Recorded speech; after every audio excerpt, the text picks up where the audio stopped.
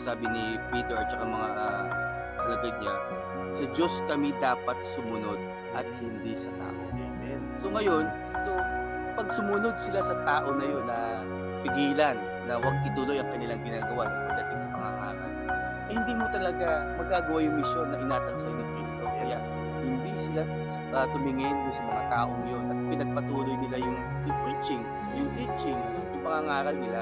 Pero hindi hindi madali ang kanilang ginagawa. Kasi sa bandang huli na binasa natin sa first reading, anong ginawa sa mga apostol? Di ba pinahirapan, pinagupit, pagkatapos nila gupitin, pinalabas doon sa bayan na yun. Kasi ang pagsisilbi sa Panginoon, kahit sa ang serviceman niya, eh walang madali. Hindi madali pumasok sa langit. Kaya kailangan mo dumanas ng hirap. Hindi puro tanggap ka lang ng sarap, biyaya, kaginhawaan. So kailangan mo rin dumanas. Ang hirap makapasok sa langit kung hindi ka dadanas ng hirap din dito.